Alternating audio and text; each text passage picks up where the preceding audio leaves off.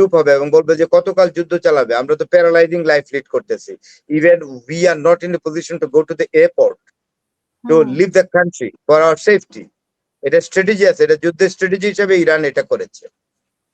এখন ইয়েমেনের হুতিও তো মানে হুতিরাও তো হুঁশিয়ারি দিয়েছে যে লোহিত হ্যাঁ, এরা লোহিত সাগর বন্ধ করে দিছে অলরেডি।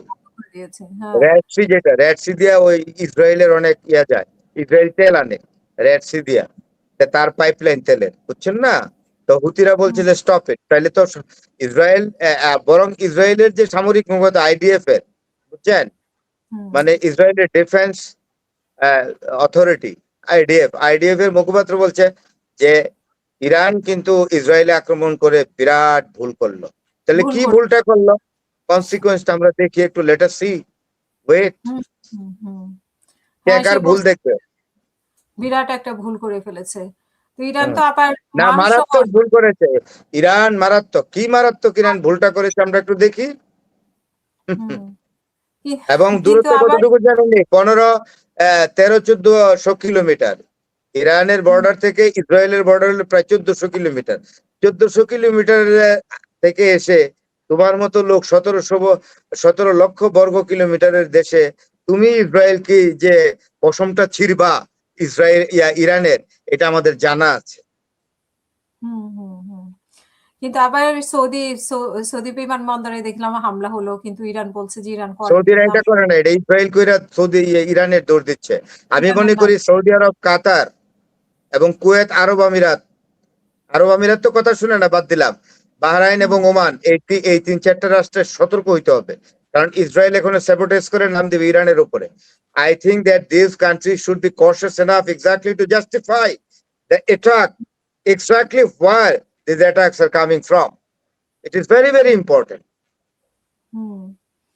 এখন আপনার কাছে কি মনে হচ্ছে, মানে আসলে কতদিন চলতে পারে এই পরিস্থিতি? মানে এইটাকে আরো পরিস্থিতি ঘোলাটে হবে, নাকি ট্রাম্প যেভাবে থামানোর চেষ্টা করছে সেটা থামতে পারে? ট্রাম্পের কথা শুনবে না, ট্রাম্পের নাগালের বাইরে নেতানিয়াহু, বেন গাভির, তারপরে ইসরায়েল ক্যাটস, এই কয়েকটা আছে, এগুলো শুনবে না, দে আর ভেরি কট্টর। দেখেন না, এই যে কল্যাণ নাম করলাম, নেতানিয়াহু একটু কম পরে, বাকি দুইটা মাথার পেছনে ওই জায়নিজমের ছোট্ট টুপিটা পরে রাখে, সাংঘাতিক জায়নিস্ট ওগুলা, কথা শুনবে না। আমার কথা আছে না, ফ্রাঙ্কেনস্টাইন দানব হয়ে গেছে, বিজ্ঞানী ফ্রাঙ্কেনস্টাইন দানব বানায় ছিপিতে আটকে রাখছিল, কিন্তু ছিপি টিপি ভাই, ছিপি খুলছে পরে দানব বাইর হয়ে ফ্রাঙ্কেনস্টাইনকে খেয়ে ফেলছিল। এখন নেতানিয়াহু হয়েছে monster, even against Donald Trump, কথা শুনবে না। কারণ বাদরকে লাই দিতে দিতে কাঁধে উঠাইছে, বাদর এখন কাঁধে উঠে নাচতেছে, এখন ক্ষমতা নাই ডোনাল্ড ট্রাম্পের, কাঁধ থেকে বাদরকে নামানো, এখন বাদর নাচন দেখতেই হবে তার। এখন আমরা আসলে মানে এই পরিস্থিতিতে তো তেলের দাম তো আবার বেড়ে গেল। হ্যাঁ, তেলের দাম বাড়ছে, আর ইয়ার দাম অনেক বেড়ে গেছে। আর কদিন পর আপনি জ্বালানি পাবেন না তো, কারণ ফিউয়েল লাইনটা আছে না, এবং জ্বালানির যে জ্বালানির পাওয়ার যে লাইন বা ফুয়েল সরবরাহের লাইনটা তো কমে গেছে, জ্বালানি সরবরাহ সর্বনিম্নে চলে আসছে। এই জন্যই জ্বালানির দাম, এখন ফিউয়েলের দাম বেড়ে গেছে অনেক বেশি, তেলের দাম, কারণ সাপ্লাই কম হলে ডিমান্ড বাড়বে, ডিমান্ড বাড়লে প্রাইস বাড়বে। আমরা পড়ছি না law of elasticity of demand economics এর, আপনিও পড়ছেন বোধহয়, কম বেশি পড়ার কথা, যে চাহিদার স্থিতিস্থাপকতা, চাহিদা যদি বেশি থাকে আর সাপ্লাই যদি কম থাকে দাম বাড়বে। তো এখন চাহিদা তো বিশ্বব্যাপী, তেলের চাহিদা, সাপ্লাই তো আস্তে আস্তে শুরু হয়ে যাচ্ছে। এখানে Hormuz is being control by Iran, হুতিরা রেড সি দখল করে ফেলাইতেছে, স্টপ করে দিছে। তাইলে আপনার জ্বালানির যে জ্বালানিদের চালানি বা জ্বালানি পাওয়ার যে সরবরাহের লাইন তো সংকুচিত হয়ে গেছে, সরবরাহ কমে গেছে, তাইলে আপনার দাম বাড়বেই।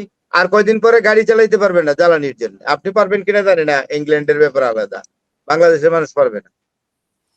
ইংল্যান্ডে কোনো না কোনো একটা ব্যবস্থা করে, হয় সরকার গভর্নমেন্ট সাহায্য করে বা কিছু একটা, মানে একটা বিকল্প একটা সরকার, সেরকম ধনী দেশ, ধনী সরকার হইলে, আমাদের দেশ তো ধরেন, আমাদের অনেক সমস্যা আছে, আমরা শুধু শুধু বিভিন্ন সরকারের উপরে দোষারোপ করি। আসলে প্রশ্নটা হইলো কি, ডক্টর ইউনূস সাহেবও তো আসছিলেন, শখ করে দেশ চালাইতে পারছেন কি? আপনার কি মনে হয়, যদি ভালোভাবেই পারতেন তাহলে ওনার উপদেষ্টারা সব চলে গেছে কেন বিদেশে? নিশ্চয়ই ডাল মে কুছ কালা হে। তাইলে হুম, বলতে অনেক কিছুই বলা যায়। যারা দেশে থেকে দেশ চালায় তাদের অনেক কষ্ট।